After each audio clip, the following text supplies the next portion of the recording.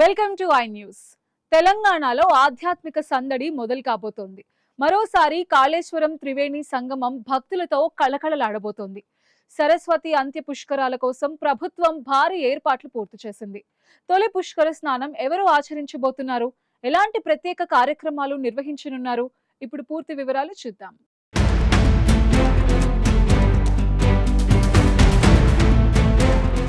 సరస్వతి అంత్య పుష్కరాలకు తెలంగాణ ప్రభుత్వం ఘనంగా ఏర్పాట్లు పూర్తి చేసింది. జయశంకర్ భూపాలపల్లి జిల్లా కాళేశ్వరం త్రివేణి సంగమం ప్రస్తుతం ఆధ్యాత్మిక శోభతో కొత్త రూపు సంతరించుకుంది.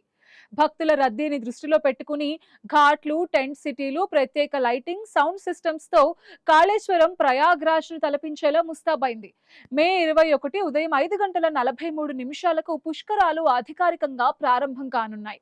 కంచి కామకోటి పీఠాధిపతి జగద్గురు శ్రీ శంకర విజయేంద్ర సరస్వతి స్వామీజీ తొలి పుష్కర స్నానం ఆచరించనున్నారు. అనంతరం ప్రత్యేక వేద పూజలు, నదీ హారతులతో పుష్కర వేడుకలు ప్రారంభమవుతాయి.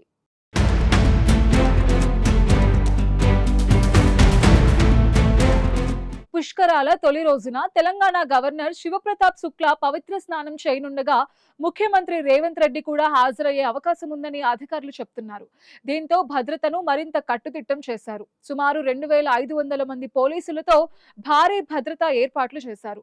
భక్తుల కోసం ప్రత్యేకంగా జ్ఞాన సరస్వతి ఘాట్, విఐపి ఘాట్లను అభివృద్ధి చేశారు. విఐపిల కోసం 40 ఆధునిక గూడారాలతో టెంట్ సిటీని సిద్ధం చేశారు. వచ్చే ఏడాది గోదావరి పుష్కరాలను దృష్టిలో పెట్టుకుని కొన్ని శాశ్వత నిర్మాణాలు కూడా చేపట్టారు. నవరత్న హారతులు, సాంస్కృతిక కార్యక్రమాలు ప్రత్యేక ఆకర్షణగా నిలవబోతున్నాయి. 12 రోజుల పాటు జరిగే ఈ అంత్య పుష్కరాలలో ప్రతిరోజు ప్రత్యేక హోమాలు నిర్వహించనున్నారు. మహాగణపతి హోమం, హయగ్రీవ హోమం, మహామృత్యుంజయ హోమం, ధన్వంతరి హోమం, మహారుద్ర హోమం వంటి పూజలు జరగనున్నాయి. వివిధ ప్రాంతాల నుండి స్వామీజీలు, పీఠాధిపతులు హాజరై ఆధ్యాత్మిక సందేశాలు ఇవ్వనున్నారు. భక్తుల రాకపోకల కోసం తెలంగాణ ఆర్టీసీ రాష్ట్ర వ్యాప్తంగా 3360 ప్రత్యేక బస్సులను నడుపుతోంది.